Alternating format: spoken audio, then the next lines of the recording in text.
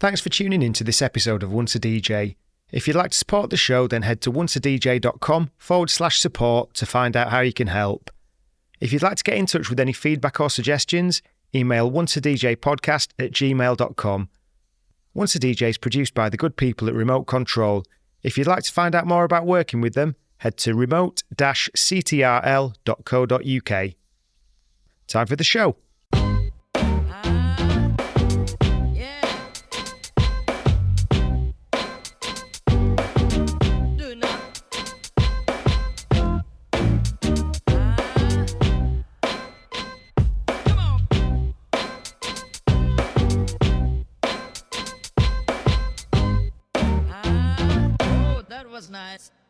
Once a DJ is brought to you with the support of Vinyl Underground Record Store.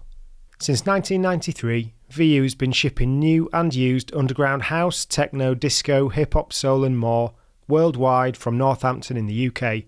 They're your go-to store for upfront releases, repressed classics and deep digging for undiscovered gems. And they're a great crew to deal with who really care about the music and their customers. To show the support to the Once a DJ community, they're giving you 10% off your next order. Just head to vinylunderground.co.uk and use the code ONCEADJ10 at checkout. You also get free UK delivery on all orders over £100. That's ONCEADJ10 at vinylunderground.co.uk. Patrick Forge, nice to have you back. How are you doing today? I'm very good. Despite the heat, I'm feeling pretty good. Yeah, it's pretty serious. My office building is like 20 years old and they didn't think to put aircon in. No. Somehow. No. Well, I mean, aircon is not really this country, is it? I mean, I've lived in Japan where it's just everywhere is aircon in the summer. Yeah. Well, it's a podcaster's nightmare as well, so it's a blessing and a curse. Yeah. So where we left it last week then, when we spoke, you just got to Kiss. Yes, and I'd embedded myself at Reckless Records. Yes. Yeah. So I guess it's like it'd be interesting to kind of kick off with how did that develop then and where did DJing go from that point? Well, absolutely, because I mean, firstly I would just say that Reckless was my postgrad, Right. It's where I learnt so much.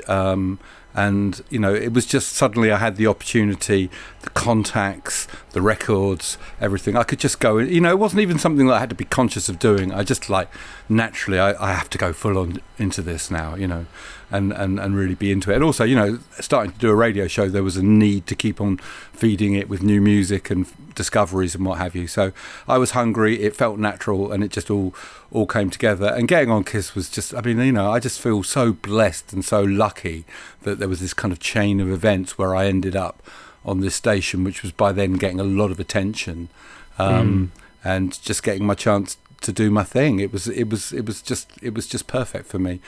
But I think the thing that really transpired from that was eventually doing Dingwalls with Giles on a Sunday afternoon, which I always tell this story as though this is what happened. I'm not sure if it's entirely true, but Giles at that time had a Sunday night residency at a pub in Richmond called the Belvedere, which had been one of his kind of like regular gigs for a while. Yeah. And I think it finished at 11. And I started my radio show at 11. And in those days, kind of everyone was listening to Kiss. It was the kind of like, if you had your, in-car entertainment was, FM dial, wasn't it? Especially in those days in London, there was always something good on the radio. So I think he started hearing me on Kiss. And I kind of knew Giles. I'd seen him in record shops a little bit. We hadn't really chatted, but we kind of nodded and said hello. And funnily enough, through somebody else, I'd actually stood in for him a couple of times because he had a residency at a club called the Special Branch in South East London in Tooley Street, where he did the upstairs jazz room, and Nicky Holloway did the more kind of mainstream soul boy sort of thing downstairs. And I stood him for a couple of times because I was very friendly with a guy called Ray who put up the banners for Nicky, and he got me in to cover for Giles when he was away a couple of times. So that was kind of weird. But I don't know quite how, but he somehow got hold of my phone number because I was still living in the squat in Vauxhall, and suddenly I get this phone call out of the blue. I said, "Do you want to come and DJ with me at Dingwalls on a Sunday afternoon?"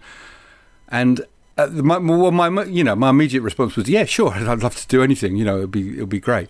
But I was thinking, Dingwalls, really? Because my image of the place was like, I had a girlfriend who worked on Camden Market in my early days at college, and I used to go and hang in around there on a Sunday, and sometimes we'd go into Dingwalls on a Sunday lunchtime, and it was kind of like a real throwback to this kind of beery, pub rocky. There'd be some terrible band playing some really god-awful kind of rhythm and blues type of music, and a load of old blokes with beer guts, swilling ale. And it was just kind of like, the idea of it being a great happening little club session I couldn't really see it. And in fact, I went down there to play for Giles the first kind of few times, and it was very inauspicious beginnings. I think, there was probably no more than about 30 or 40 people there, a lot of whom there was quite a few jazz dancers who were turning up, and it was a baptism of fire for me, because much as I kind of was into that music, I'd never really played for dancers before and didn't really know what I was doing there. But you learn pretty quickly in those situations, because they're pretty vocal about what they want to hear and what have you, and if you're not satisfying them, they'll let you know. There's a lot of like body language, isn't there? If you play the wrong thing for dancers, the huffing and puffing and stuff. Yeah. You could tell straight away. But it was funny, because the thing about Dingwalls was, there were people beginning to do club sessions down there. Simon Goff, who actually still works with Giles, was doing a thing on a Thursday night, I think, called Cross the Tracks, which is kind of a rare groove type of night. And later on, Kiss moved their main Saturday night into there, and so it did become this place. But at that time, it was really not well suited for a good club session, namely because there was a stage where they had the live acts, and then they had a DJ box behind the stage. So you were kind of like quite a long way removed from the dance floor, and you couldn't really see it that well. And there were these kind of blinds, these kind of perspex blinds in the front of the DJ box. It was kind of weird. You were kind of really quite cut off. So it wasn't ideal. And then eventually they moved the DJ box to the middle of the venue, kind of between the bar, which was at the far end, and the dance floor at the other end, and the stage. So it moved it away from the stage to the middle of the venue, to kind of where naturally the mixing desk would be, if you like. Yeah. And in fact was, and along with the lighting booths and everything. So they moved the DJ box there, and as soon as it was there, then it was like, yeah, game on. This is really going to work. But funnily enough, one of the sessions that I remember being a big pivotal moment, because it didn't, it took a while to pick up, but then I think various people brought over the JBs, James Brown's band, to play some gigs in the UK, and we managed to get them to play at Dingwalls. And obviously that just completely packed the session out for probably for one of the first times. So that kind of helped launch it. And around about that must have been one of the last few weeks when the DJ box was behind the band. Do you know how you managed to get them in then? I don't know. They were, because I think various people like Fem and Norman J were all involved. There was a kind of they did a gig at opposite where I live, at the Town and Country Club, as it was called then. The Forum now, which everybody went to, which was where we all first heard Carleen Anderson sing, who would later become part of Young Disciples. She came on and did a version of Denise Williams's "Free," and it just kind of stopped the show. It was amazing. So that I can't remember if it was the same. I don't think it was the same time as that gig, but they came over, and it was like, these were legendary players. This is Fred Wesley and Pee Wee Ellis, who'd been musical director for Van Morrison, and these guys were consummate. But it was funny because we were in the DJ box behind the band when they were playing, and they were playing the tunes pretty well, but we were a bit annoyed that the drummer wasn't quite picking it up. So we started kind of like from the DJ box, pick up the hi-hat. We were a little bit feisty in those days. But yeah, so Dingwalls eventually took off, and I went down and I became the regular DJ, and I played the early session, which was very much for the dancers. So the dancers started turning up early, and I guess I must have started doing the right thing, because they came in increasing numbers, and it was just brilliant for me. The whole thing, and then it just started to take off in a way that we couldn't quite imagine. We just had no, we had no concept of, because I think it was just a time, there was a kind of moment, a pivotal moment, and it brought together all these different tribes of people. Because this is kind of 87 into 88, so the house thing is beginning to take off big time. And I say one of the kind of tribes that we got hold of was kind of rare groove refugees, we might have been a bit too jazz for them, but at least they weren't going to have to listen to house music all day, the whole time. Right. So we got the Rare Groove Refugees. We got the, Paul Murphy, who was incredible influence for all of us and for Giles and for myself, certainly. One of the things he'd done is he'd done this kind of slightly more mod jazz night, where he was playing all of this kind of rhythm and blues influence jazz, like Blue Note stuff and what have you, that was appealing to that kind of crowd. So there was a whole wave of kind of mods as well, or kind of ex-mods or modernists or post-mods or whatever you wanted to call them, but with a slightly more adventurous spirit, who were very open to a lot of the stuff that we were playing, which was much more wide-ranging.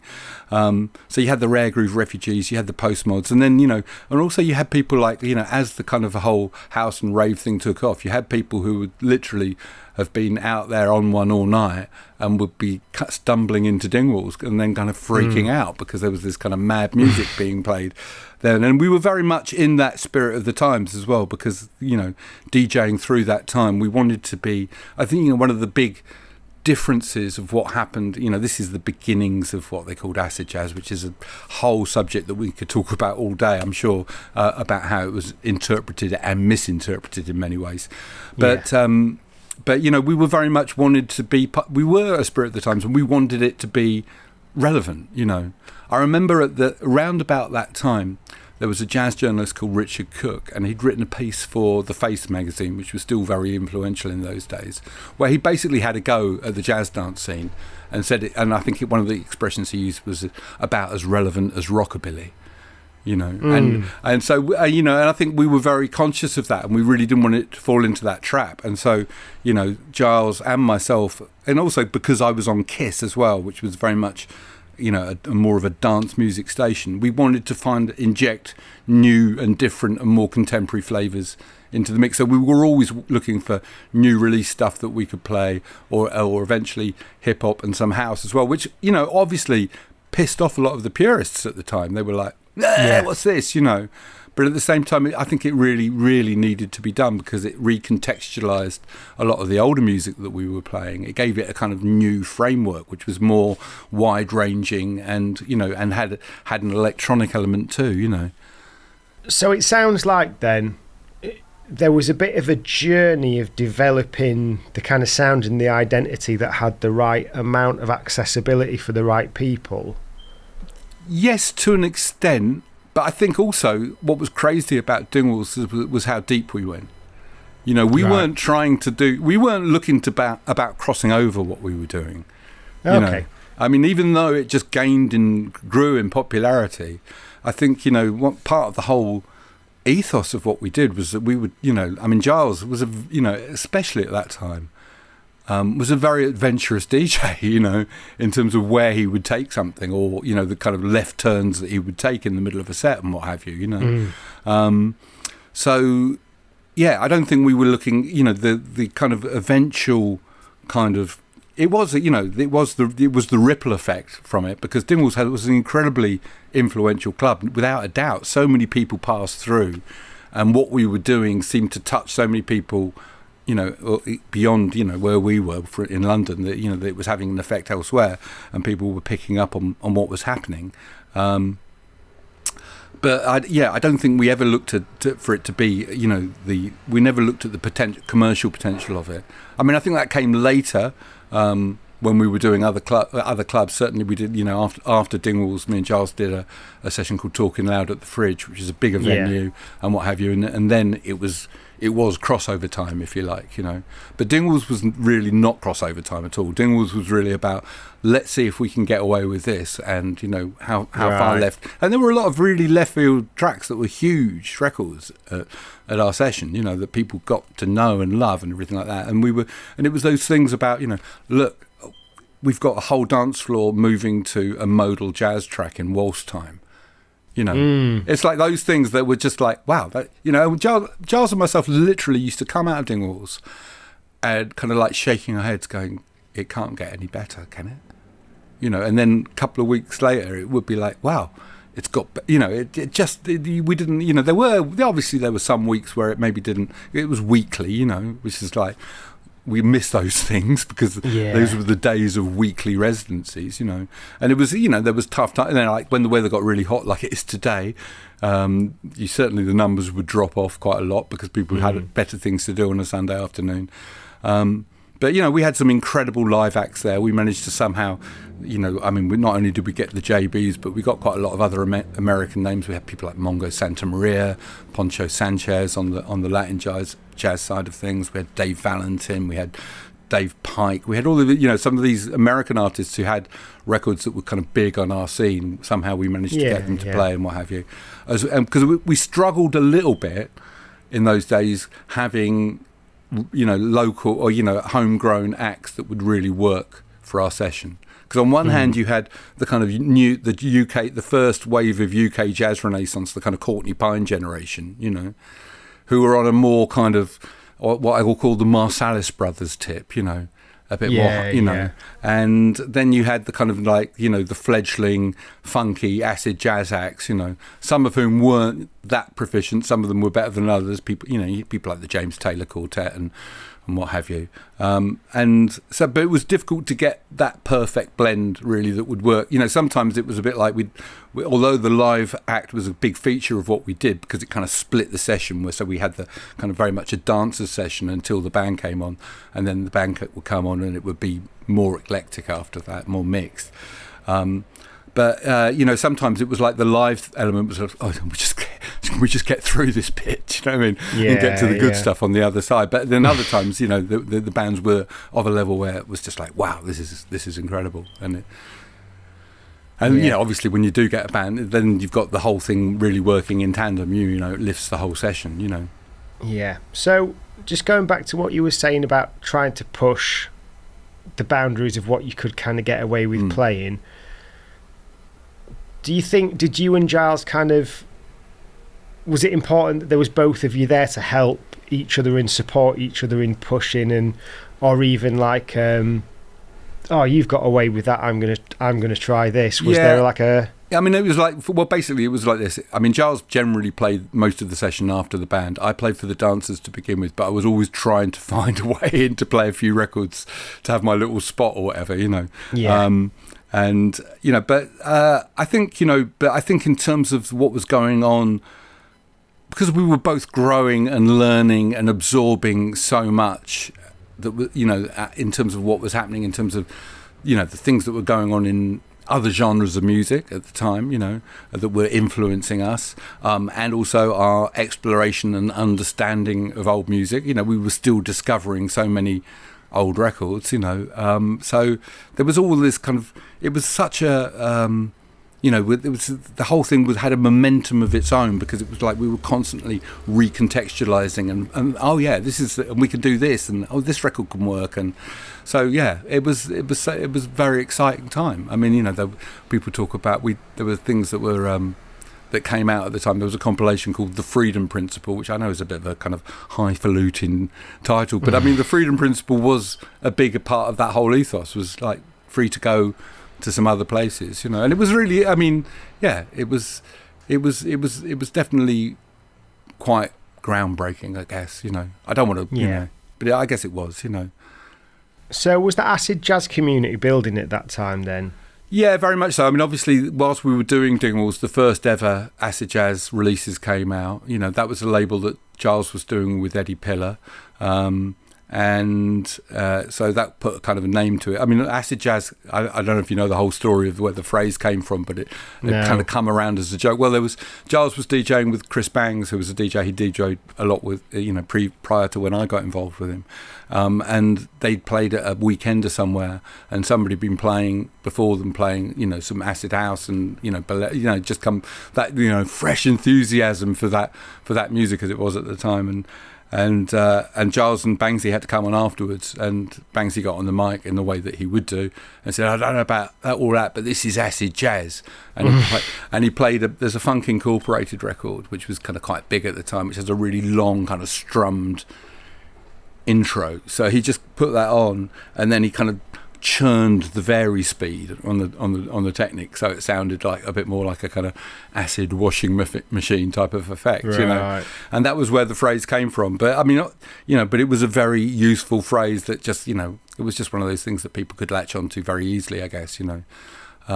But as I said, I think it became a kind of as much of a curse as a blessing in many ways. Yeah. Because I think it's a really interesting genre in that it was kind of, I wasn't around at the time, so I don't know exactly what it was at the time, but I was first sort of aware of it late 90s, and it kind of like, it went out of fashion, and then now it's kind of, some of it's really in fashion again, you know, and it's interesting how it's had these sort of peaks drop, and then it's like, there's a whole load of stuff that lends from it and is really heavily influenced by it as well. Yeah, I mean, you know, for me, acid jazz at Dingwalls at that time was about a much wider remit of music than a lot of people interpreted it as. For other people, acid jazz became kind of basically funk with, you know, instrumental funk with solos, you know.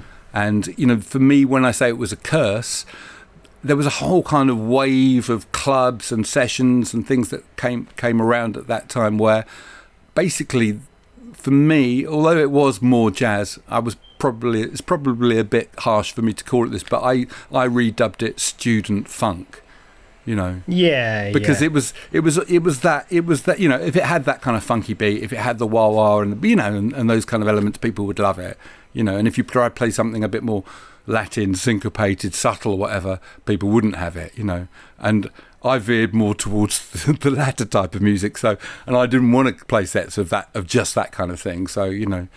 Once a DJ is brought to you with the support of Vinyl Underground Record Store. Since 1993, VU has been shipping new and used underground house, techno, disco, hip-hop, soul and more worldwide from Northampton in the UK. They're your go-to store for upfront releases, repressed classics and deep digging for undiscovered gems. And they're a great crew to deal with who really care about the music and their customers. To show the support to the Once a DJ community, they're giving you 10% off your next order.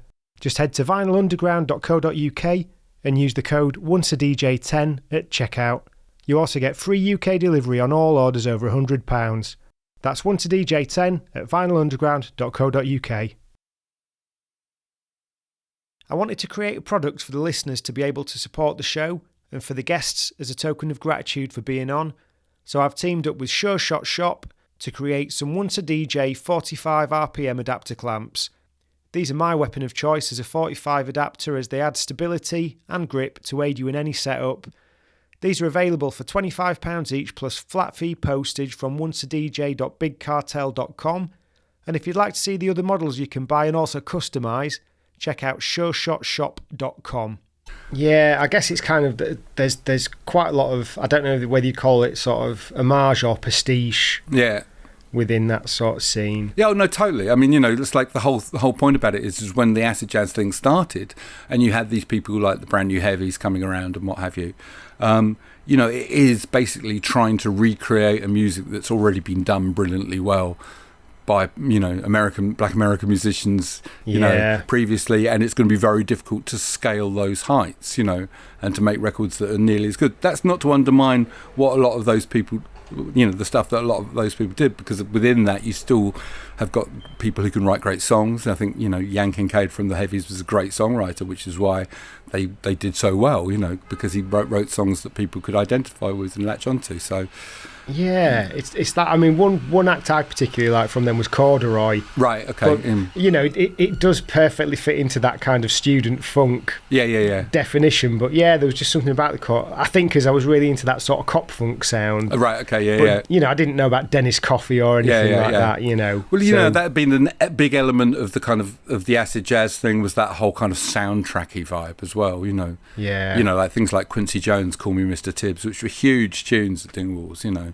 So that was a big element. That was another element to acid jazz. Definitely was a love of those kind of you know, those kind of blaxploitation soundtracks and what have you, as well as the kind of, you know, the funky jazz that came out on labels like Prestige in the early, you know, late 60s, early 70s, which were huge records at those times. But it was although that was kind of a mainstay of what Dingwalls was about, for me, it was the music that was played around that was actually more interesting. And for me, the way that, there's a record that I always mention, which is by Taro Masahino, Japanese trumpet player, called Merry Go Round, which is this kind of really repetitive, trance-like, churning jazz fusion groove, which had always been, which had been a big dancer's tune from way back.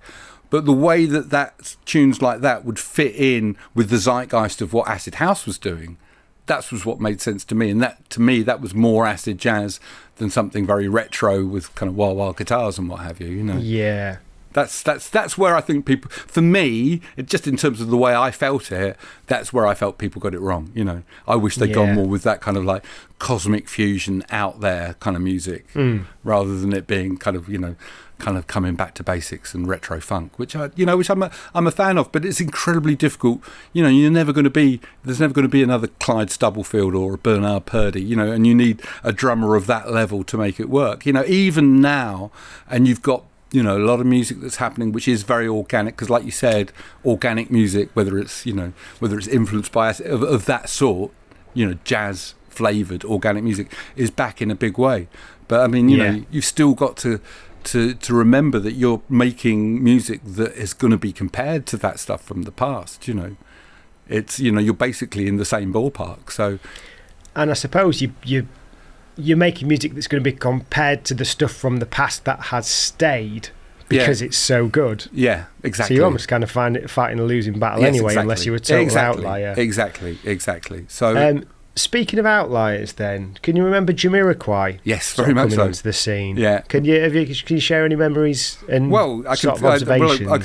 One of the guys that I gave a job to at Reckless went on to manage the shop after me through some classic years of the dance years. This is a guy called Zaf, the mighty Zaf, who has a shop called Love Vinyl. And he was from Ealing, and the Ealing feeling, I always call it, because there were so many people from that area of West London who had such a big influence on the scene, on the music scene at the time, particularly in the rare groove scene and what have you.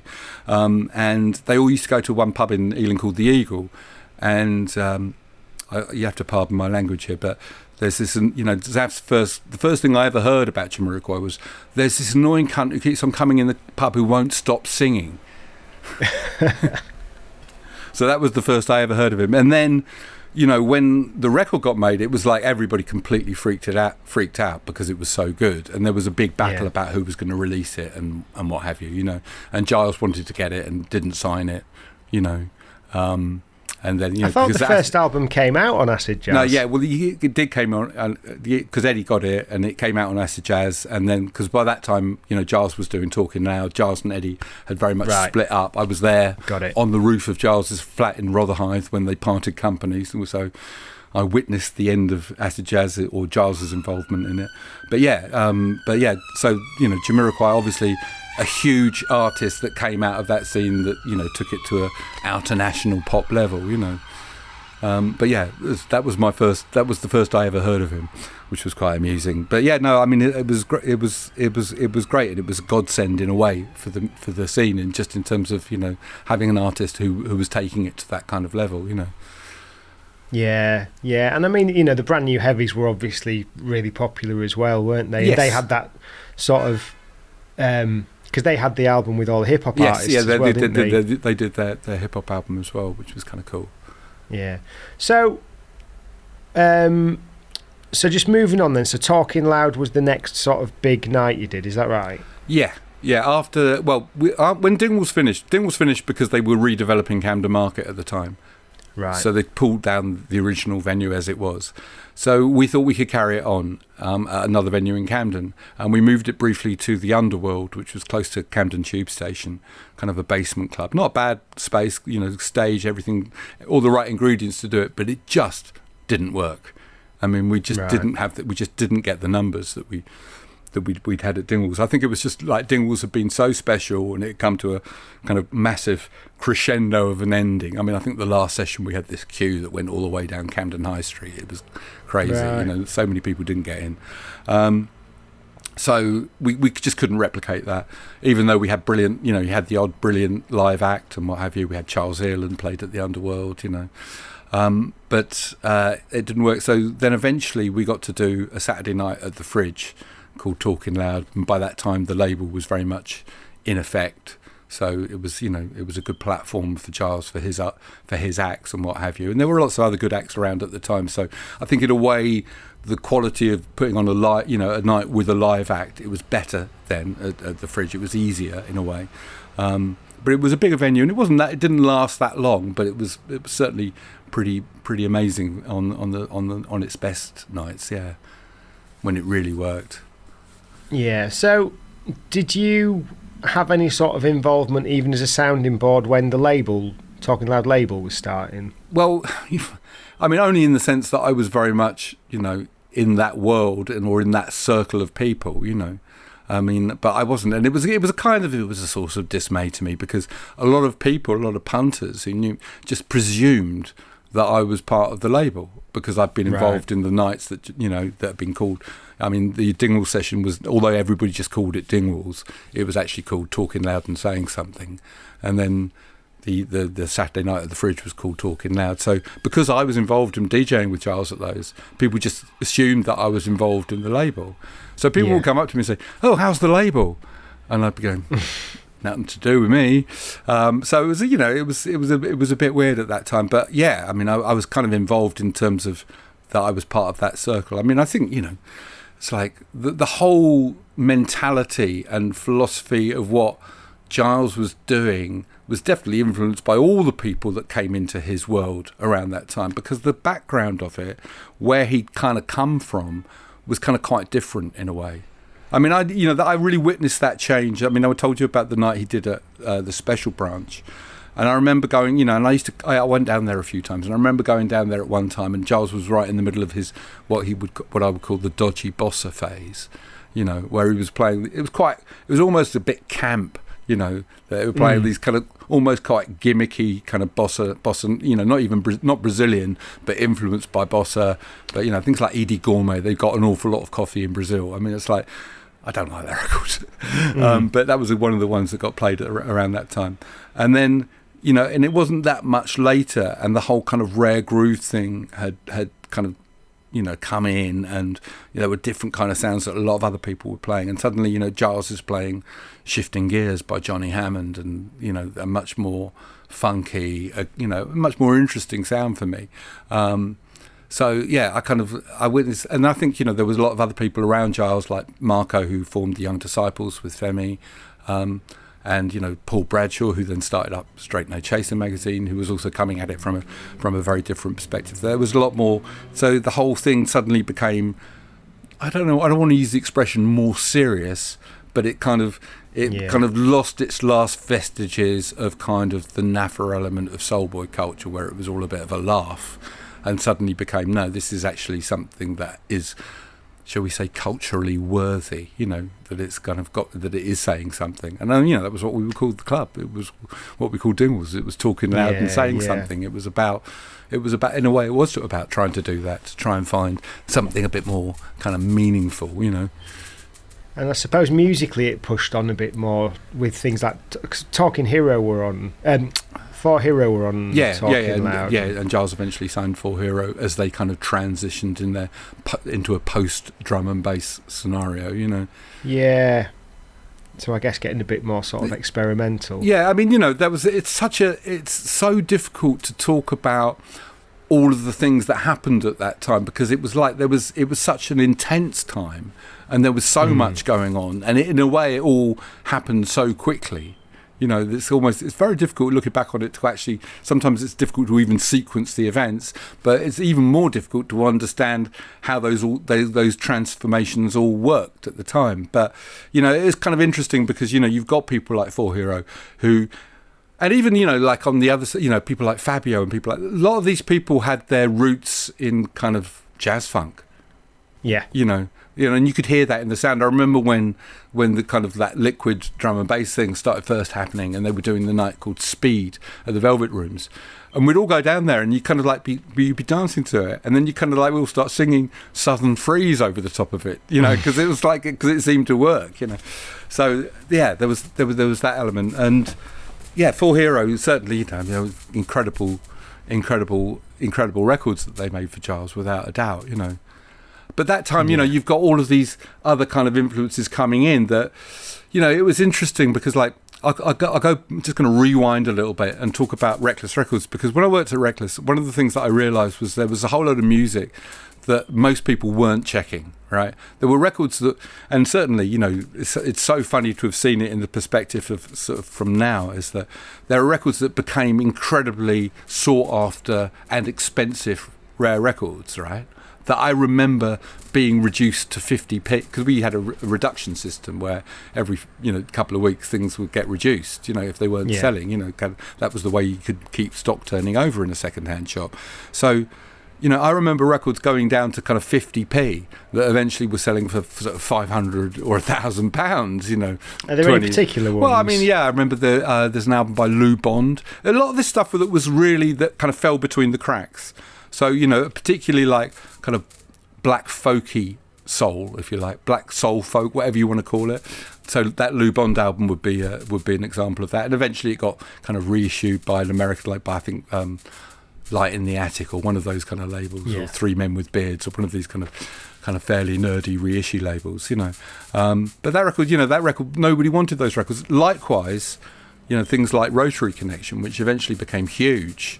Yeah, you know, and the Charles Stepney productions. Nobody really liked that music to begin with, because it was a bit too kind of orchestral, and it was a bit too, you know, and it just didn't, you know, fit into people's music. But I was surrounded by people. I mean, I'll credit Zaf and the Ealing crew again, because they were the ones who really started turning me on to the Stepney stuff. Because they'd all bought the Rotary Connection albums and the album that he produced for Minnie Riperton and things like that. They loved those records, and I was like, okay. And then, you know, eventually you start checking it, and I didn't realise that he'd worked with Terry Callier, and suddenly looking on the back of a Terry Callier album, you see, produced and arranged by Charles Stepney.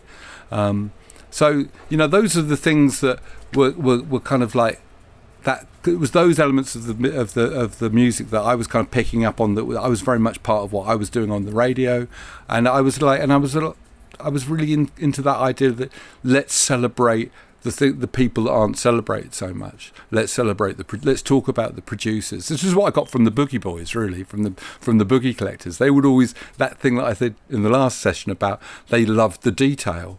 And it's like, you know, actually thinking, well, yeah, all these, you know, like people would, because Rare Groove was such a thing where people would buy records and they go, this is the tune. And people would buy a record and they would just play that tune and they wouldn't even bother listening to the rest of the album. It was a really common thing. It was a really, really common thing, and it was hilarious in a way.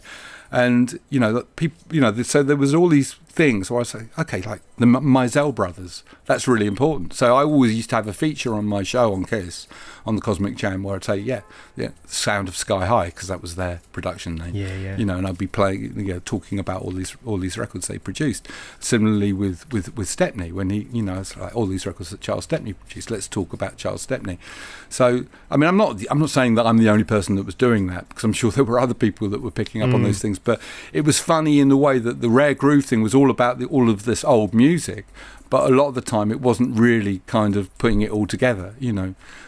Yeah, well, it's like I've got, I've had Mellow Mellow Laurel. Yeah. The 7-inch. Yeah. And then only like probably 6 months ago, I actually listened to the B-side. Right, I was like, this is awesome. Yeah.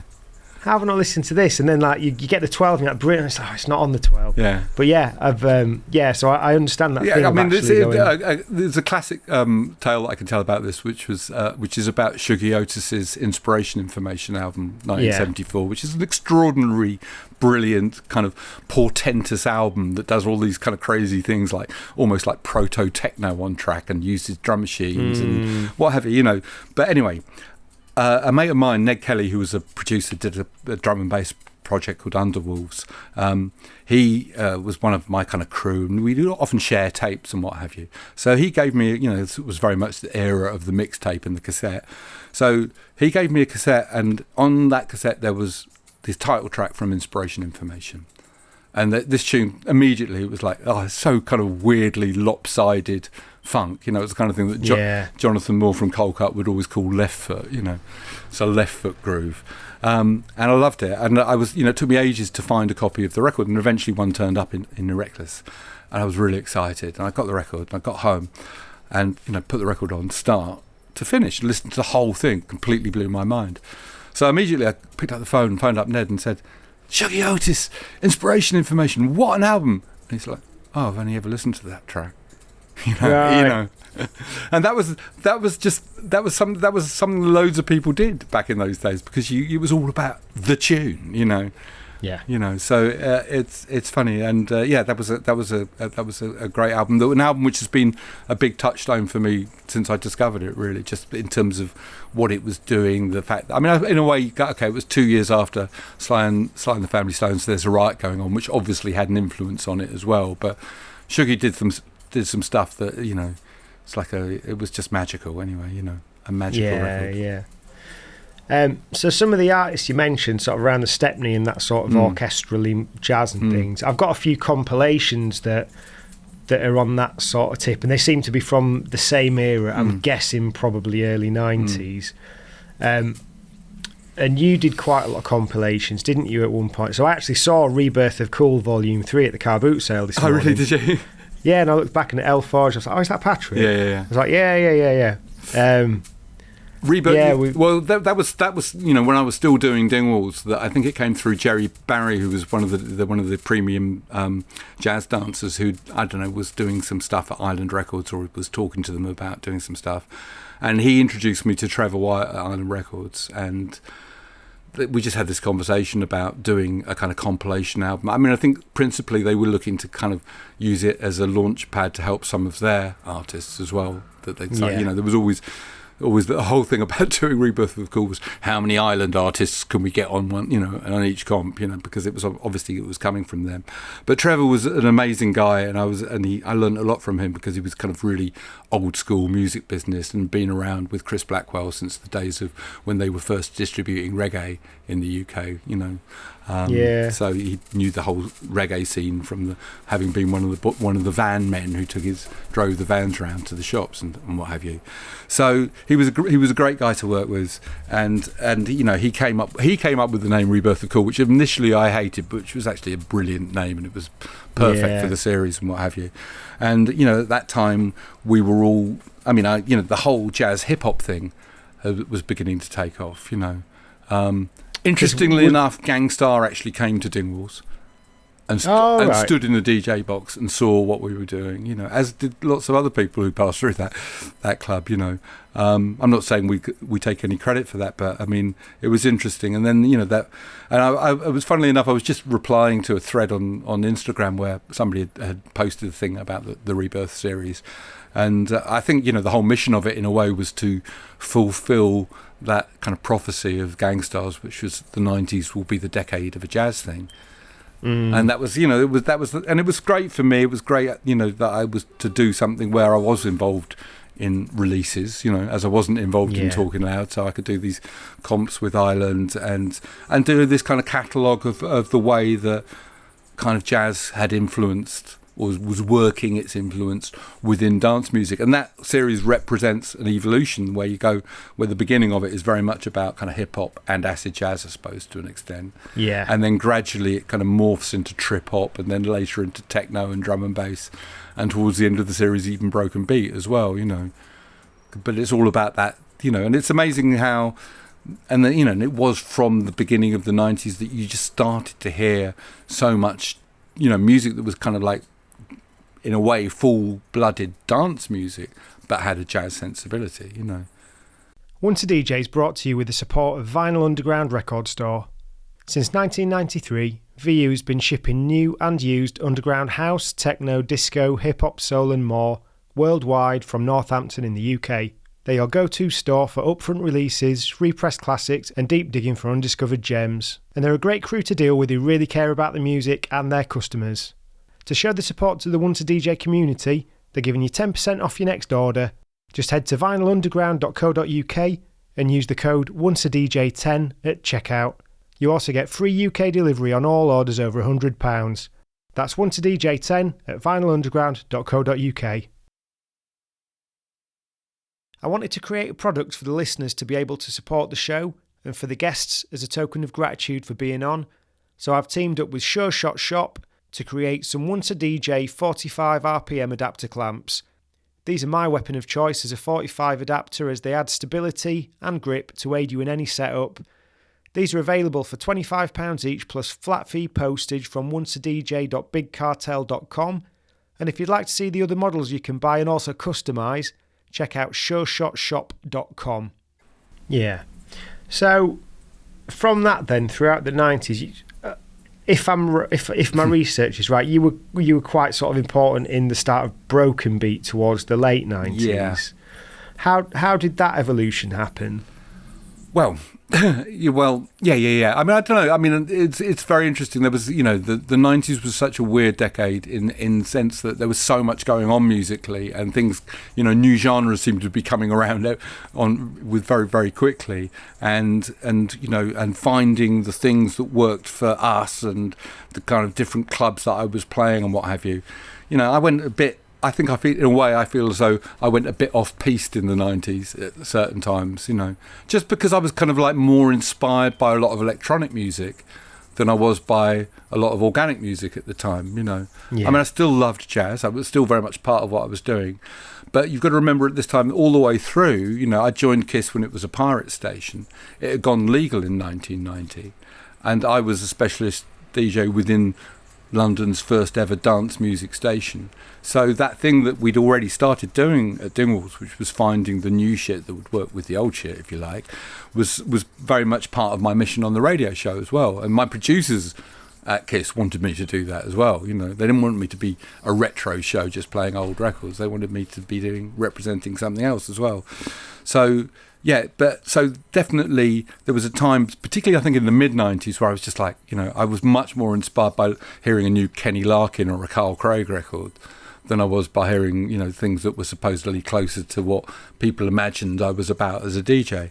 And, there'd been a time as well when we'd all started playing quite a lot of drum and bass as well, which has also alienated quite a lot of the original kind of acid jazz or whatever it was, jazz dance crew, and the whole jazz dance thing, which always stuttered on somewhere in the background, had really kind of, was at its lowest point as well in a way at that time. So, yeah, I mean, but come the late 90s, when the West London sound started to happen, that's a whole kind of weird story for me that I could, that goes into kind of various weird personal connections and what have you. But fundamentally, there was two things that happened. Was that firstly, a guy called Shabs, who was involved in a lot of the Outcast and a lot of this kind of Indian fusion crossover music that had happened, but I mean a massive promoter in London of music and what have you.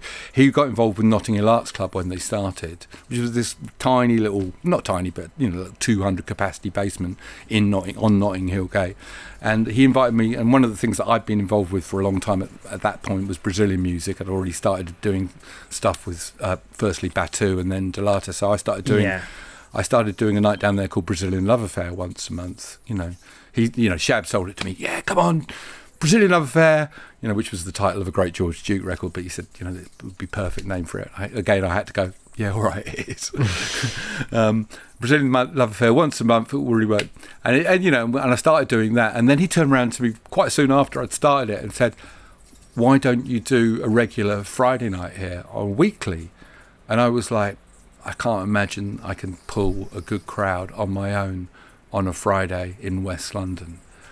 But if I do it with a certain somebody, maybe I can. And that certain somebody was Phil Asher, who went on to be Restless Soul and what have you. Well, he was already Restless Soul, in fact, at that time. Because he was a proper West London homeboy, and he was very much connected to that whole broken beat scene, all of those people. They'd all kind of come up together, So yeah, and that started a regular Friday night, which I think started in around 98 or something like that, which we called Inspiration Information, after the Shuggy Otis album, which I've already declared my enduring love for. We were probably the first club to ever really play broken beat, because certainly nobody else was really playing it.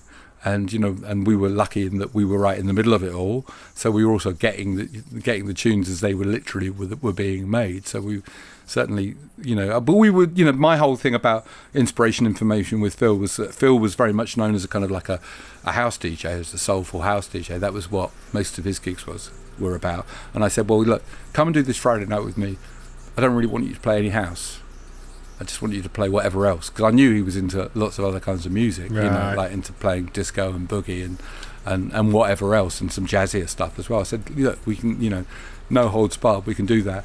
And then, as the broken stuff starts hitting as well, it's like, well, yeah, that's a huge part of, we can incorporate that very easily into what we're already doing, because we're already playing records that lean that way in a way. So we're playing a lot of stuff which isn't necessarily very obvious in terms of where the rhythm is. I mean, I've always been, for me, one of the things about Broken Beat was the way it echoed so much that I loved in jazz fusion. That there were literally antecedents for a lot of those drum patterns that people were programming. You could have been lifted straight off a George Duke record or what have you.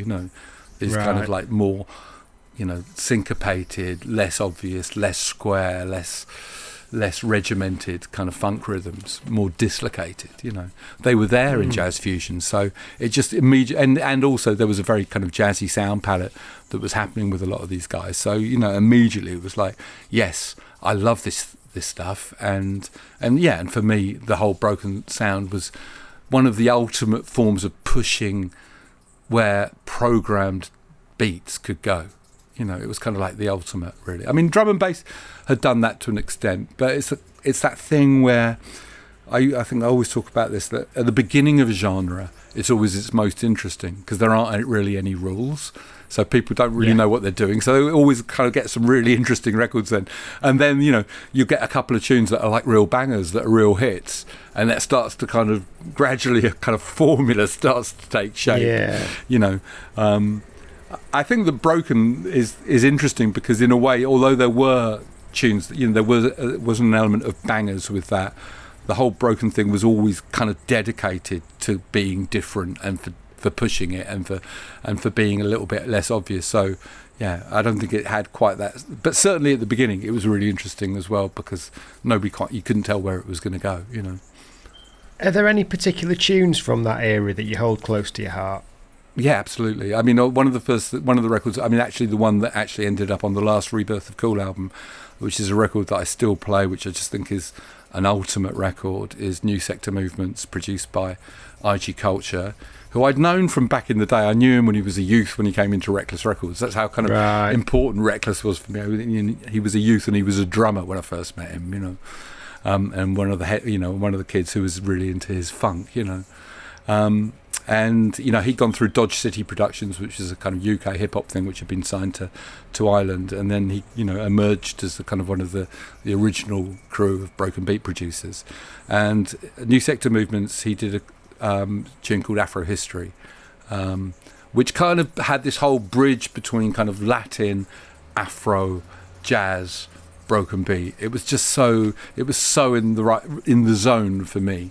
And it introduced me to a singer called Bembe Segwe, who was actually IG's partner at the time, who I've gone on to work with, or we've gone on to work with Delata. So she's kind of very much part of the whole scene, and she became known as the kind of the queen of Broken Beat, because she did records with she did records with everyone. She did records with Digo and Seiji and G-Force and all of the crew. So yeah, that tune for me, that's a quintessential one that I still play. I just still think it sounds great. But there were loads of records, and then that whole sound. It was kind of interesting because, as I said, we Inspiration Information, we were probably one of the first clubs to play it. But then eventually the co-op sessions started, initially at Velvet Rooms and then later at Plastic People, which was the kind of, if you like, the flagship Broken Beat night, and everybody, Bugs in the Attic and IG and Digo, and everybody was involved. And I was lucky enough to be one of the people who regularly guested, at least, And it was just a joy for me to be able to play that, In fact, I'm playing a night with them coming up. They're doing a session cooperation with Orin Afronaut and Mark G-Force, and funnily enough, in a kind of intergenerational full circle matter, Phil Asher's son, Marvin Jupiter, is also DJing with me. So, oh, nice. Because Phil Asher sadly passed away a few years ago. So yeah. So you mentioned Batu just before. Yes. Well, did you get to a certain point, because you play in, you're part of Batu, right? Well, yeah. I mean, basically what happened was this. When I was working at Reckless, I met obviously John Moore. I was there when Cold Cut started, right? Yeah. I was there when they first. This is another little story where Matt Black, when he used to come into the shop, and he was DJing in Spain and buying records to sell to other DJs in Spain, and he used to come in and he'd be all this kind of crazy character, but because he spent quite a lot of money, we'd always give him plenty of room, and he kept on saying to us, "I'm doing these mixtapes. You've got to hear my mixes," and we were like, yeah, whatever, And then eventually, one day he came in and gave John a cassette, and it was basically the prototype of "Say Kids, What Time Is It?", which was their first ever mega mix bootleg release, And he was incredible. He was putting the shit together on 2 turntables in a way that nobody in the UK was at that time. It was mad. So I witnessed literally the beginning of that, and I hung out a lot with them. I was, when they were making their first album, I was around them a lot of the time. I went into the studio with them a lot. I think I even played a bit of guitar on one of their records or whatever, Right. And certainly, gave them a few breaks and what have you, And so I witnessed that whole thing of that was kind of like, in a way, a lot of the beginnings of sample-based music, because like when they started, like samplers were still very limited in terms of the amount, the amount of sample time that you had and what have you, So, but anyway, that whole approach, and there was a lot of that stuff was going on, and on one level, I felt like I should do this because I've got loads of breaks and loads of ideas from other records. But for me, it was like, much as I loved what a lot of people were doing with old records and making new things out of them, I was a bit like, that's kind of cheating. That's not where I came from originally in terms of what music's about. So I had this kind of itching to kind of get involved with something that was more organic, that was more, was getting back to what even if by proxy, if I could find a way of working with a band, even if I couldn't play in it, I could maybe work with them, co-write, produce, what have you, And when it was actually when I was doing Talking Loud at the Fridge with Giles, that by various connections, a cassette landed in my lap, and it was this band from Brighton called Batu. And it was a bit all over the place, but it was kind of Brazilian fusion of a sort. Yeah. And these guys could obviously play, So I thought, wow, this is good. So, we had a meeting across my kitchen table, a couple of them, Chris Frank, who's my enduring partner with Delata, who I'm still like one of my best friends still, and percussionist Carl Smith. We sat around my kitchen table and talked about the idea of working together. And I said, well, maybe, I can help steer you in a way where you'll kind of have more of a crossover appeal and what have you. So we started, and I just literally started driving down to Brighton and and doing rehearsals with them, and trying to work out ideas for tunes, doing arrangements of things, writing together and what have you. And it was a bit of an unwieldy thing because there was these, it was a 7-piece band eventually. A mad Brazilian guy called Bebeto who'd landed in Brighton. Him and a guy called Pedro had been Chris's original kind of teachers in Brazilian music, a kind of what I call a bit of an old school muso rhythm section, who were really into kind of jazz fusion and kind of weird drummers like Dave Weckl, who I don't really like, kind of like intricate drumming and what have you. So we were always trying to straighten them out and trying to get them to play a groove rather than get too muso on us and what have you. So it was always a bit of a battle, but But I was really into the whole thing. I was into it to the extent that I was quite happy to drive down to Brighton twice a week or whatever, and just for the love of doing it, I was really started enjoying being involved in music in that kind of organic way again. And then an old friend of Chris is called Simon Hall, who's actually the scion of a private bank, but he was doing his little kind of postgraduate, I'm going to start a record label in Paris with a French Algerian guy called Momo. They set up this label called Big Cheese, and they said, come and do a record for us. So we had a tune which we actually didn't finish until we got there to Paris. We didn't finish writing it until we were in the studio. It was they're very much on the fly and us winging it. But eventually we put it out. It was called Seasons of My Mind, and it put us on the map because it got some great reviews. It got some DJ support. It was a good, very much aimed at the dance floor, kind of samba with a kind of slightly funky undertone to it as well, with both Portuguese and English lyrics. It kind of set out our stall of what we would later go on to do with Delata. But it was kind of hard work working with this band of like all these mad different personalities, and we played Glastonbury and did some good gigs, including we were still doing Talking Loud at the Fridge at that time, and there was a gig we did with Joyce, who was an artist that Joe Davis, who's another very important figure in this whole story because he's the man who really does so much for Brazilian music in the UK. He started a label called Far Out Recordings later, but he'd been the guy who'd sold me and Giles. He'd been a guy who'd gone over to Brazil to buy records, and he'd been the guy who'd been selling records to the likes of myself and Giles. And one of the artists that he'd introduced us to was this.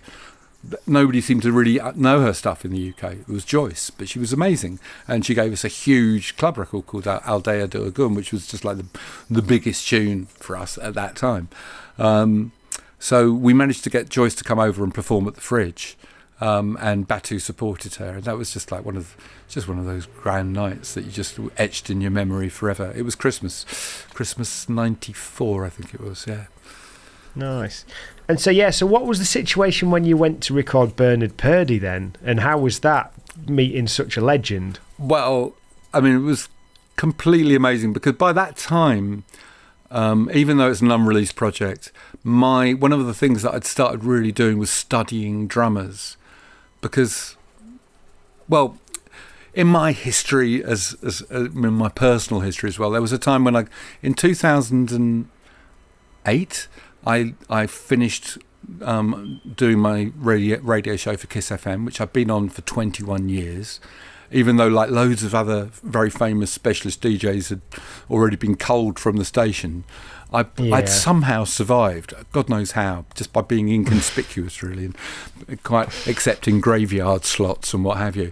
But anyway, I walked out of Kiss with my head held high in 2008, and I moved to Japan with my first wife, and it was brilliant because it was kind of a sabbatical from. I was still doing a bit of DJing in Tokyo for my friend Shuya at his club, The Room in Shibuya in Tokyo.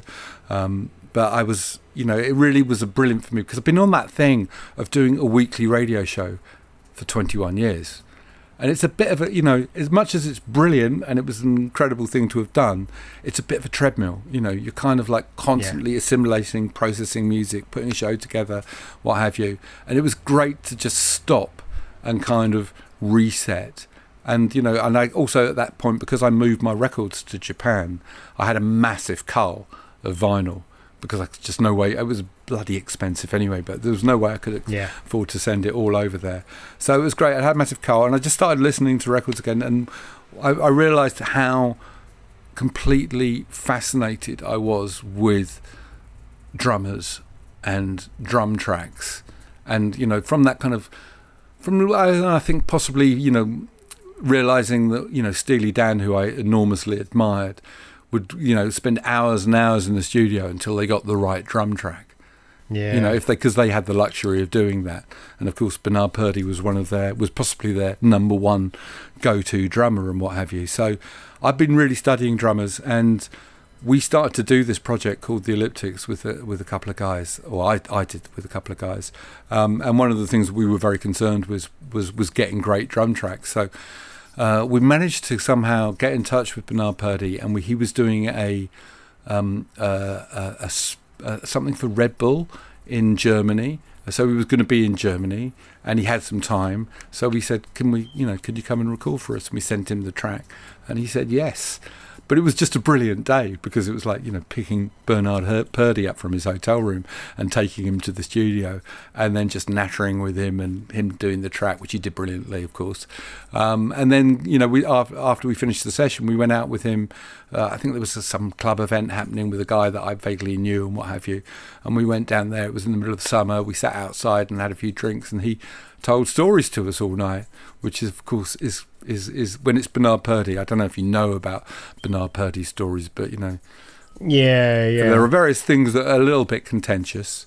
Like the Beatles. About whether he played on the Beatles records or not. But it's just really interesting to hear Bernard's perspective on all of that. And, this is a guy who's one of the architects of funk drumming, Yeah, he must have been around a lot. So him and Clyde Stubblefield, without him and Clyde, it doesn't happen. Do you know what I mean? In a way. I mean, I don't know. That's a bit of a kind of... You've got to do broad brushstrokes with these things. There are loads of other drummers that you could mention. But, yeah. So he's incredibly important. And then just, played on everybody's records. It's just crazy. So, yeah, it was amazing to work with him, So, how else were you spending your time in Japan then?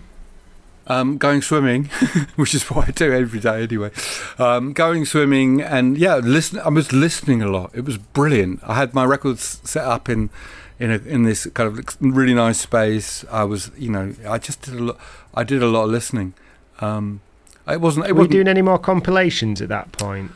I've done a few over the years. I mean, yeah, I think by that time I was kind of a little bit out of the loop because most of the labels that I worked with, I did at the end of my time in Japan produce a jazz record in Tokyo with a guy called Masa, who'd been involved with a band called Sleepwalker, and he was a bit of a crazy character, and I had to put a whole band together for that, and it was a bit of a mad project, but it was one of those great experiences that you wouldn't say you were never going to say no to it. It was really good for me, but I don't think it was a great record. I can't pretend it was.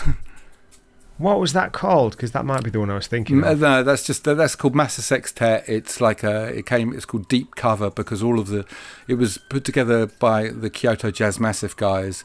They had this idea that they wanted to do an album with him where various DJs from around the world chose cover versions for him to do because he wasn't a prolific writer himself.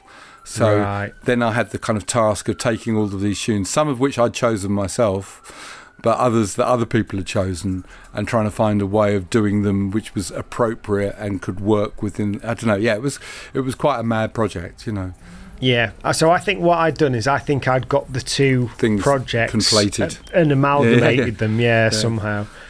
How was were you in Tokyo? No, I was living in Okinawa, which is a subtropical island, which is actually 2.5 hours away from mainland Japan. Which was What was that like in terms of popular culture then, and sort of Western culture and jazz and things like that? Okinawa is a backwater, so there's nothing really going on there. I mean, there was a few people. I mean, I did a couple of DJ slots there in the whole couple of years that I was living there. But obviously, Japan is a different ballgame altogether. Mainland Japan. I mean, it has the most sophisticated and comprehensive music culture of anywhere. Yeah. Because of that otaku thing. Otaku being roughly translated as train spotter. You can go to Japan and you will find that there is someone who knows more about an artist than they do themselves. Kind of thing.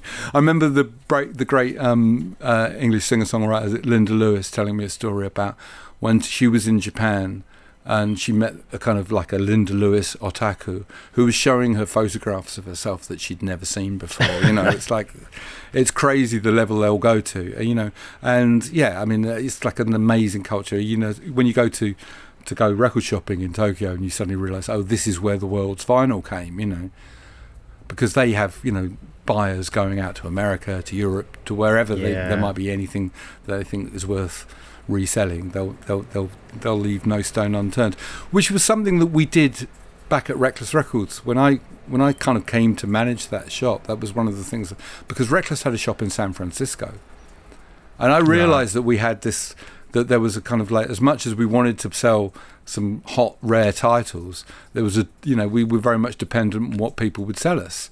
And so, sometimes you'd really despair because you'd say, there's nothing to go on the wall, because you wanted to have these great records on behind the counter that people go, oh, wow, what's that? How much is that? Oh, I'm not paying that, So you wanted to have those kind of records. So we had a shop in San Francisco. They opened a shop in San Francisco. Charles, the guy that was running Reckless. So I said, look, this makes total sense. Let's send a buyer out to San Francisco and let's get the San Francisco shop to kind of weed out certain records that will sell for a lot more in the UK than they will over there. And so I had a mate called Simon, who was actually an old pal of mine from Ipswich, one of the few people who I'd managed to get a job for at Reckless, as I kind of built my team around me. And Simon was kind of pretty down with it and learned an awful lot. So he went out to San Francisco to be a buyer. So not only did he, was able to siphon off stuff that was coming into the Reckless Records branch there, he just literally went all through the Bay Area. And at this time, America just didn't want its old vinyl. Everything was like 50 cents or $1. And we're talking about like things like, Impulse records and, great jazz labels, all the stuff. It was just like some shops, they just didn't, that was anything like that. 50 cents, $1, they just put it out there like that. So it was bonkers. So we would have these boxes of records come sent over, a shipment would arrive. And it was incredible for me because I was able to, really help me build my collection, and I found so much stuff that Simon and what have you. And then later on, Reckless opened a branch in Chicago, and we sent another guy out there a friend of mine called Nick, who was much more of a soul head. And that was really interesting because he was going out finding records in Chicago, but he actually did something which I don't think any record buyers, because by that time you've got a lot of UK, because of the rare groove thing, because of this kind of massive collector's market here, there's a lot of people are going out to the States to buy records, and you've got the Japanese buyers out there as well. So it's like by this time you're getting a bit more competition. I think when Simon was doing it initially for Reckless in the Bay Area, it was kind of virgin territory, like nobody had really gone through it. But Nick had the idea that he would just take the plunge and go to the south side, to the black areas of Chicago. And he had the idea, which was very clever, where he went into the kind of mom and pop stores, the kind of corner shops, and said, "Have you got any vinyl?" Because by this time, they literally said, "Yeah, I've got some in a locker in the back," because they weren't even selling vinyl records any by that time, because America had moved on to CDs. These things were redundant. So, Nick found for us, for instance, he found in Chicago, because it was where the label was from.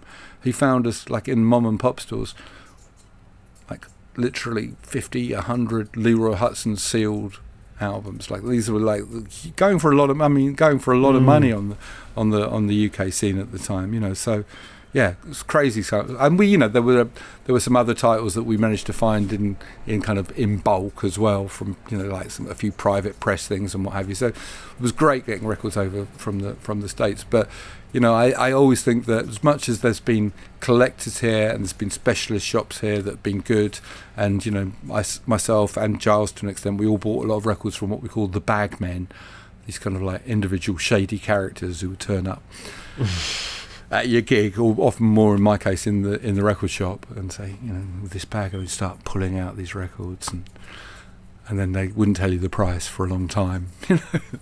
They'd make sure you really wanted it first before. Anyway, that was our culture, but no way did we get anywhere close to the level that they were doing it in Japan.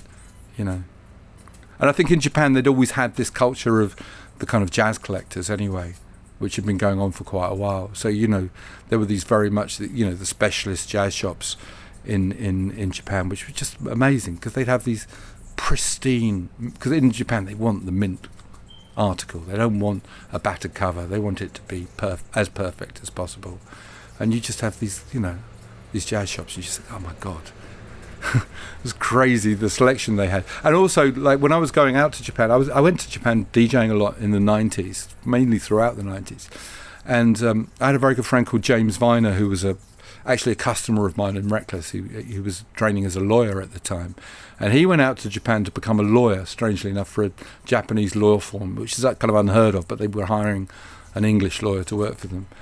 But he very quickly gave up law and just got into DJing, because this was the time when UFO, United Future Organisation, were virtually like pop stars in Japan. They had there was a huge scene there at that time in the wake of the kind of old acid jazz thing. So he was living out there, and he got to know Japan really well, or Tokyo really well, as a record buyer. So I go record buy with James, and you go to these kind of really nondescript areas of Tokyo, where there weren't any, it was just like really pedestrian, normal. It wasn't trendy, it wasn't anything particular.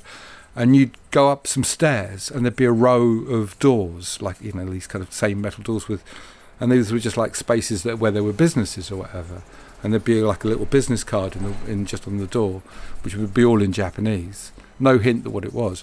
Open the door and there'd be some old guy in there with an amazing sound system with these huge JBL speakers or whatever, and a room full of jazz records. You know, so it was just crazy. It was crazy, and you know, and it was really interesting because in those days as well, there was loads of stuff that they just didn't want. They didn't want. I mean, it's funny because recently a lot of it's been reissued, but they didn't want domestic jazz. So all the Japanese jazz records that were being made were really, really cheap. You know, they were really, you know, they didn't want those. They wanted these kind of original Blue Notes and beyond, you know, really esoteric American records.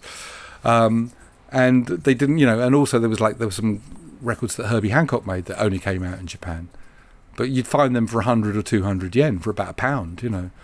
You know, and every time I went out there, I was thinking I should just buy more copies of this, but at that time you just thought, oh, well, I'll come back next time, you know. I wish I'd just bought stashes of them because they were going for big money over here. So it was Japan was always crazy like that. So what was it like coming back to England, and like how easy or hard was it to reintegrate into the scene in London? Well, it was just for me. It was just what was so good was like I'd really cleansed my palette in terms of the way that I heard music, and I felt I had a new passion and a new belief and a new understanding of what I've been doing all this time, you know. Whereas before it'd been a bit like, you know, being buffeted around by the winds of change and doing a bit of this and a bit of that, and, you know, forever like doing a radio show or forever trying to hustle for a club session or whatever, and, you know, different. And I've done a lot of really different things. I've been so blessed in the fact that I'd had these opportunities to play, you know, for different people, and I'd done drum and bass things. Do you know what I mean? I even played for there was a night called Movement, which happened at Bar Rumba on a Thursday, and I think they did one of these kind of like big Creamfields events, or, you know, one of these kind of like big dance all-dayers with multi-stadiums. They hosted one, a drum and bass arena, and for some bizarre reason they decided to put me on last. So I did the kind of like closing set in front of, I don't know, quite a few thousand people, with, you know, like with MC Conrad and, you know, 2 MCs in front of me and what have you, you know. Which was kind of like mad, you know, those kind of gigs are like, what, you know, it's like, have pinch yourself, what am I doing here? This is crazy.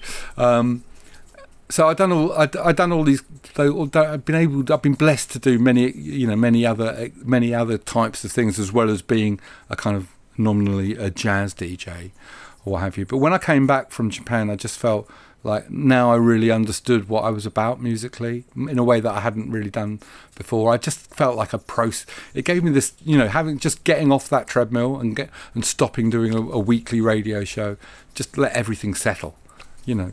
And when the dust settles, you kind of know where you are a bit more, I suppose.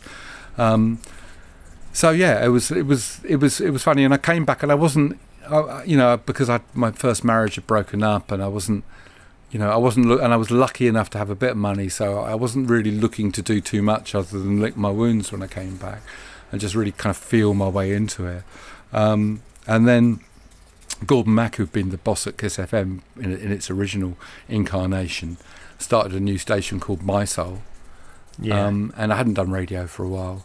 And he kind of said, you know, tempted me, you know, he knew I was back, he knew I was around, and he said, come and do a show for us. And he and Ross Allen, who's a really good mate of mine, who's I think one of the great unsung heroes of the music scene in London, because he's been involved in so many things, you know. But anyway, he was doing a show on a Sunday night, and I said to Gordon, look, I'll do a show for you if I could do it on Sunday after Ross, because I thought, well, I can make it a nice social thing. I'll get to see Ross every week, you know. So that's what happened, and I got back into doing radio. Firstly, as a weekly thing for My Soul. And then, you know, My Soul was taking a certain direction, and it was a bit, I don't know, I hate using these kind of slightly damning expressions, but I thought it was all a bit dad house. So I was happy doing the show, and I was really enjoying it, really enjoying doing it. It was really fresh for me again. It was like, you know, I was kind of coming back at it, and I was really, you know, I was just getting a real buzz out of doing a show, which maybe certainly towards my final days on Kiss wasn't really the case. because I was such a kind of like, I didn't really feel like I belonged or I fitted in with what Kiss was becoming, because it was, by that time it was becoming more and more commercial, you know. And I was like, you know, I don't know how I survived as this weird specialist DJ, but I just didn't, you know, because I was very aware that I was doing a show for them. I was kind of trying to lean maybe into an area which I wasn't that comfortable with, you know. But, you know, when I came back on my side, it was like, no, I'm just going to play what I want to, you know. And it was really refreshing. But then, funnily enough, around the time I met my second wife, or my wife-to-be at the time, she was involved with NTS, which to me was just like, wow, this is a whole different ball game as a radio station. Yeah. And I knew one of the guys who was the founder of one of the founders of NTS anyway, Sean, who I'd known from, he was working in record shops from back in the day. So it seemed like a natural fit to do a show for NTS, and I've been doing a monthly show for them ever since. And now, with my situation being as it is, I find it probably hard to do a weekly show because I've kind of got my hands full. But I love being on NTS. It's a great community. It's a great station. It's got a great reach, and it's got a very different kind of listenership to a station like My Soul. So when you said about it being so different, is that the main thing, the listenership, or is it something about how they operate? I think it's about how they operate and the kind of, and it, you know, because it's like for me. I mean, I'm of an older generation, but they represent a younger generation who've come through with a very different attitude in terms of their natural eclecticism. And it was, you know, what I thought was so cool about NTS was it became like this kind of, I don't know how to describe it, this filter where everything came out hip at the other end. So, you know, if they did a heavy metal show, it would sound hip. Do you know what I mean? It's like they find a way of, you know, somehow if it went through the NTS filter, it would be like, because it would probably be done by somebody who was approaching heavy metal from a totally different perspective than the fans who'd been involved with that music in the 70s and 80s or whatever. So I love that, and I love the kind of, you know, sometimes I would hear shows on NTS and I'd be like really unexpected things. And a really creative and different approach to radio. So yeah, it just seemed like a really good way of kind of reaching a new and younger and different audience for what I was doing, you know. Yeah. So you mentioned your situation as well there. Yes. So single parent to two boys. Yeah. I don't think we've had anyone on the show who's a single parent before, or it's not come up as a conversation point. What we have talked about is the support that you get from partners when you've got kids and things like that. So how much has that impacted you as a DJ, and are you able to kind of get out and do the gigs that you want, or is there, you know, how do you manage it? Well, I mean, okay, you know, I've become, because the way that everything worked out, I've become a 5-day-a-week single dad to twin boys who are going to be 10 in August.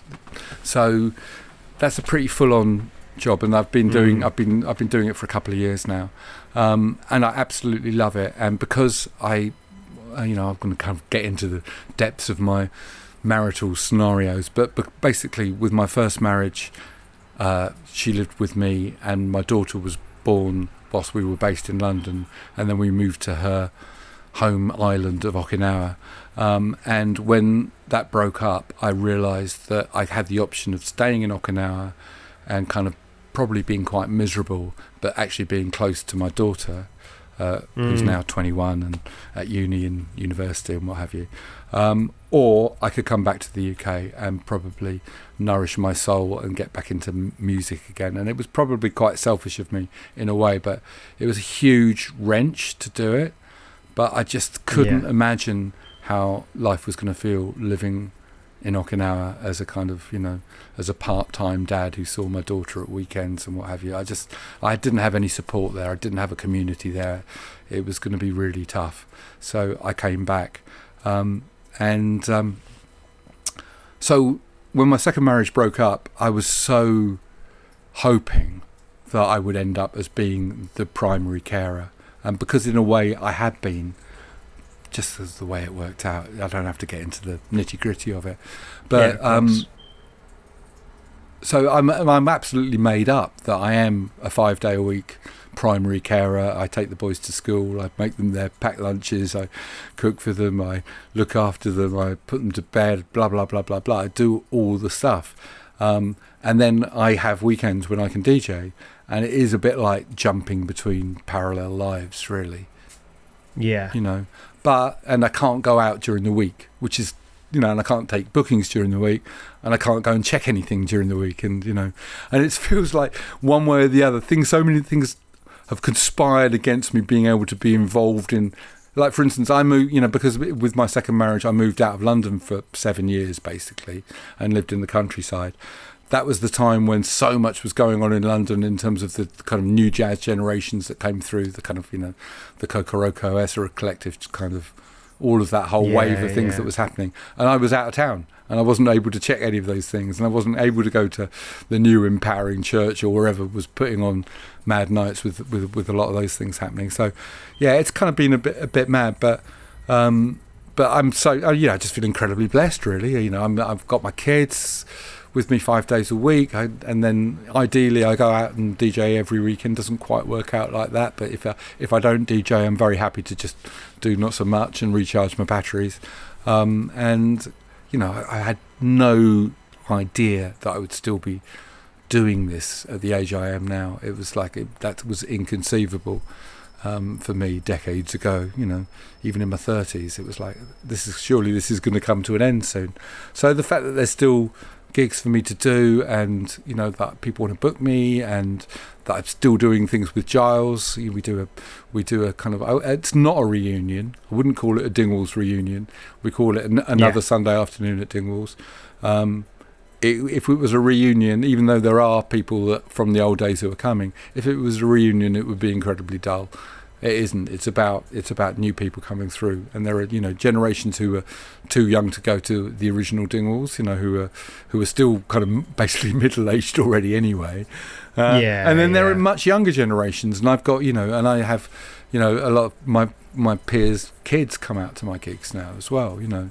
And what's so great is that there just seems to be a huge thirst for more organic, more meaningful music amongst those younger generations. That's what I think they latch onto when they come to sort of my nights or a lot of other nights that are playing more of the kind of thing that I'm playing, whether it's jazz, Latin, Brazilian, soul, disco, boogie, but just that kind of realness of that music against, you know, whereas I think in a way, I wouldn't never say that dance music has lost its way, because because there are still great records that are happening, and I'm still very open to it, and but there isn't quite the level of excitement that there was. Like I said, you know, there was a time when there seemed to be like new genres seemed to be coming along with kind of quite a lot, you know, and now we've got, and it's amazing, you know, as much as I have kind of not a love-hate relationship with house music, because I love house music fundamentally in a lot of ways,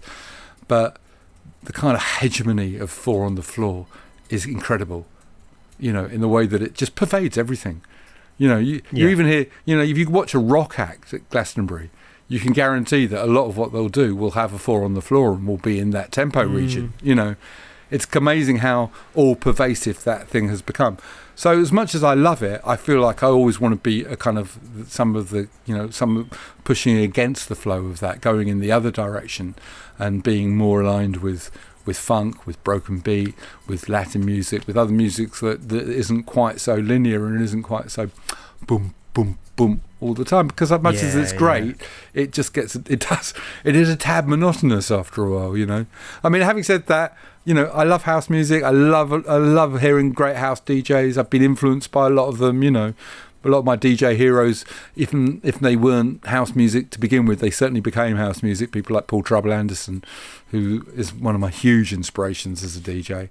You know, he came from playing boogie, but he was very much seen as a house DJ as that kind of thing took off. And he was mad because, like, he was doing, like, I think I told you, around that time when we were doing Dingwalls. Kiss moved their Saturday night, which was originally called First Base, but when they moved it to Dingwalls, they called it Second Base. And he was the resident there on a Saturday night, and it was so interesting because occasionally I would go and guest for that, which I loved doing because it was a bit of a challenge to fit in with Trouble, and he was one of my heroes, and it was like where I first started to mix, and he was so supportive and so encouraging and just so brilliant to have as a spar, as a kind of elder brother, just kind of being really there for you. It was priceless. It really was. So that was always a real challenge, but it was kind of interesting because at that time, so Trouble would do Second Base, which was a much kind of blacker crowd, and it was probably the club where hip house was really big there. When that sound was taken off, because it would play a mix. You could play more up tempo hip hop there, and you could play some of the more kind of maybe the slightly more electronic end of boogie. That really fitted in with a lot of those things. But Trouble was just a master at it. He was just putting that sound together.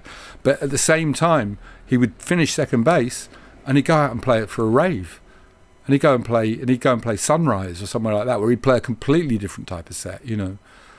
So capable of doing it. But what was great about Trouble was because Trouble came from the boogie and he came from that kind of source. Even when he was playing to however many thousand people in a field, there was a feeling in it that was kind of a little bit, which is why it was funny, because a lot of my mates who really just went headlong into that whole scene and were going out to all of the raves and what have you, they all loved and rated Trouble above virtually any DJ that they heard at that time, because of that thing, I think, because he had that, he just had a real magic to him, it's like I've been listening back to some of the sort of early to mid 90s hardcore and happy hardcore and stuff, and like there's still certain DJs in that are just funky. They're funkier than others, and it's just kind of in people. It's like we were talking about it with jazz and like how you skew. It's just in people, isn't it? What have you got coming up then? Well, at the moment, I'm really excited about a new Delata album, which, Delata is a whole big story about. It started with Batu, and then me and Frank went kind of to a more studio-based affair, and we've been working together in various ways. But at the end of the day, he's 80% of it, I'm 20% of it, really, in many ways. I'm his kind of creative foil, kind of A&R, co-producer, and what have you. We've been making records since the mid-90s, what have you. And, we did some things back then which were quite important. And, I'm so grateful for some of the support we had, especially from some American DJs, like the Body and Soul people who were always hugely supportive of what we were doing. And, in fact, when we brought out our first album proper, which was Songs from the Tin, which came out actually 25 years ago in the year 2000, we went out and played a Body and Soul session in Central Park on a Saturday afternoon with Eddie Palmieri as the other live act. It was kind of one of the great moments that, again, one of those pinch yourself, can this really be happening, can I really be here, type of thing. But anyway, Delata has some, it's a very convoluted history and story in itself, but it's somehow we've survived, and mainly because of our friendship, because we're just great mates. And and Delata has been a kind of a mainstay and a crutch and a kind of conduit for us for all this time, and there have been times when it looked like it wouldn't carry on, but one way or another it has. But when we did that album that we did, Songs from the Tin, was very much about our kind of relationship with Brazilian music. It was about our homage to our passion for and our love of Brazilian music. We wanted to do a contemporary twist, but basically we were saying thank you to all of this music that had inspired us. And then ever since then, we've kind of veered into other directions as well, and it's become like, okay, well, we brought in more of the African influence and certain other kind of flavors, and there was the broken beat certainly influenced us, and so every record that we've done since then, to me, has had its moments, but they've been in a way a little bit patchy, There've been tracks that, and it's funny how the numbers don't lie, because you can go on Spotify and you look at the number of hits on and you see, right, those are the tunes that really worked, and these ones less so. Maybe not, they're not necessarily bad, but also in the context of the whole record, it was really difficult for us, because Delata was always very much about being a project. But when we did the first album, it was obvious what that project was. It was, okay, it's a Brazilian record, or it's a British Brazilian record.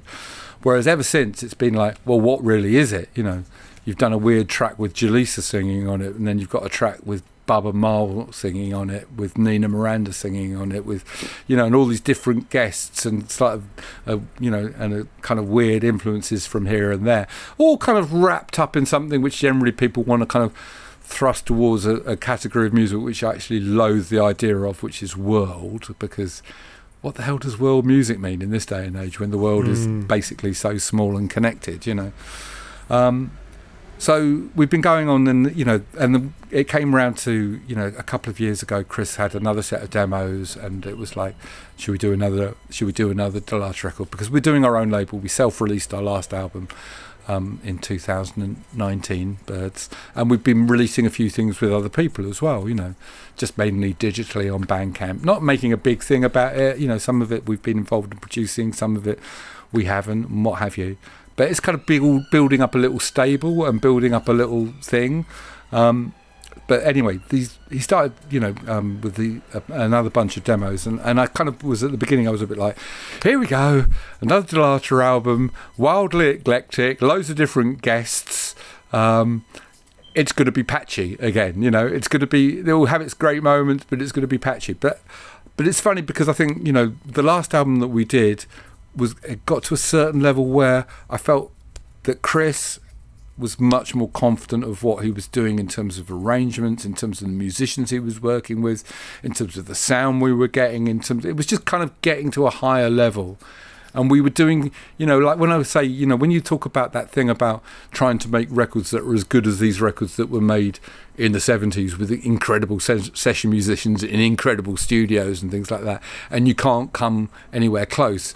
But we'd found our way of kind of getting there. Do you know what I mean?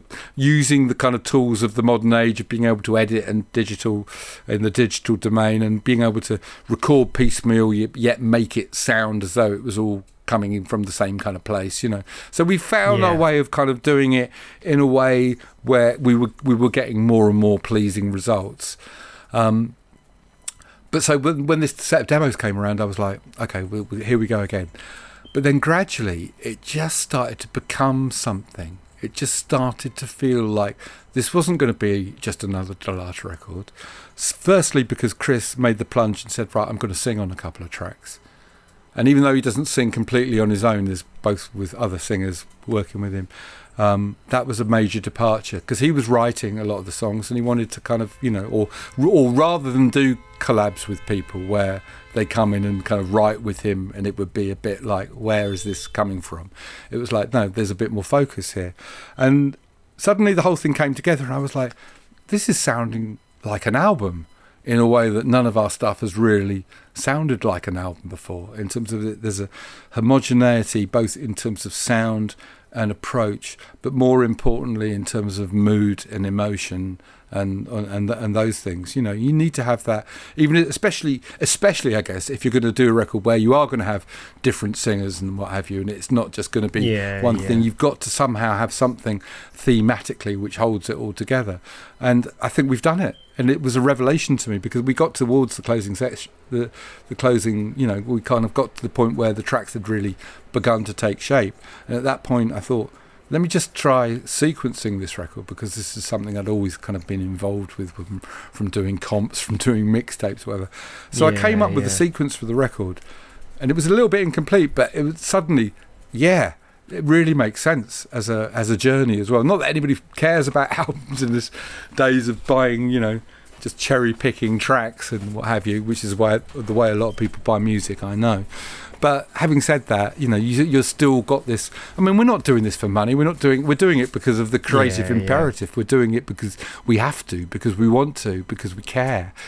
because it just feels good to put something out in this world which is coming from where we're coming from, and includes all these incredibly talented people that we've been associated with who can bring some of their magic to it. So so this one has really come together. I'm really excited about it. What it achieves, I don't know, remains to be seen. But it's I've certainly never, my dialogue with Chris has never been so good. It's never been so clear and so focused.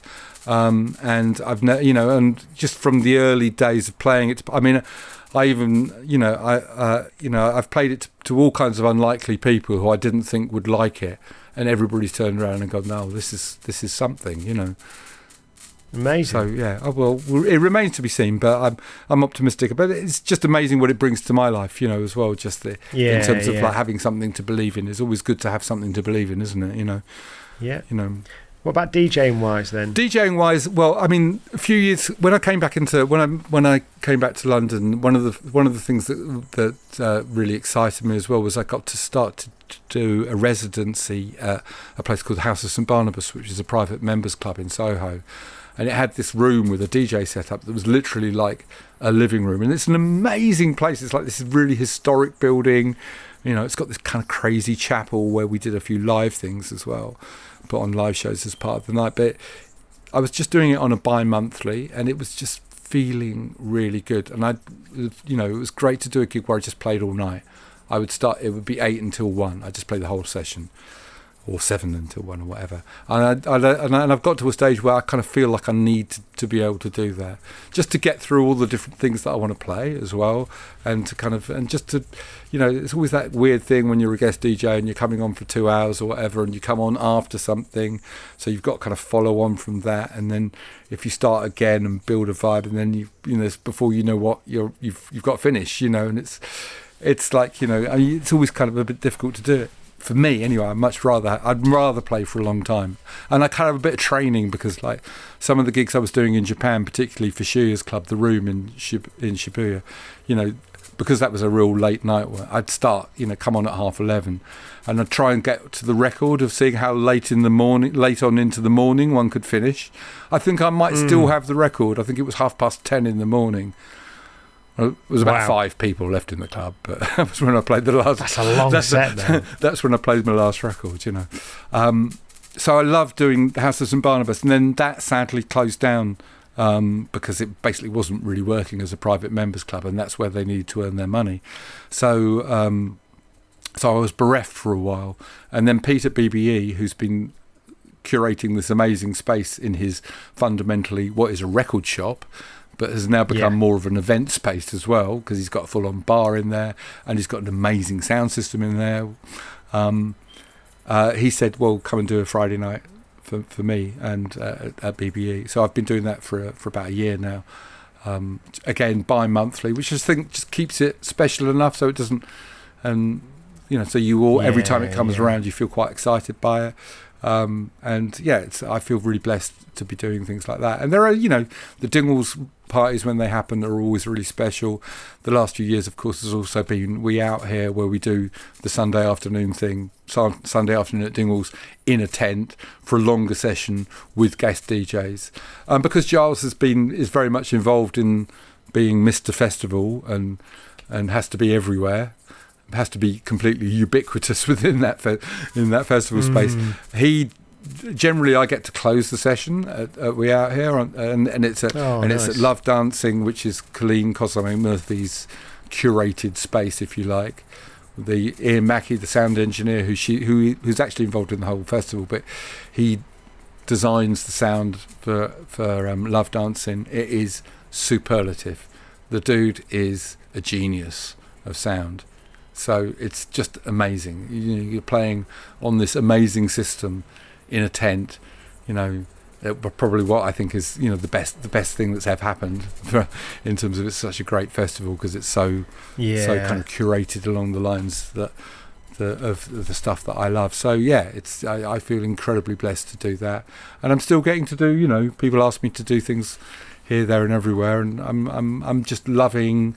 I still love DJing. It's like I didn't expect that I would, But I really do. I get a massive buzz out of it, and it's kind of funny because I see myself as a DJ I'm not somebody, you know, like when you get to I've never quite got to that level where you're the name that can do no wrong, if you like.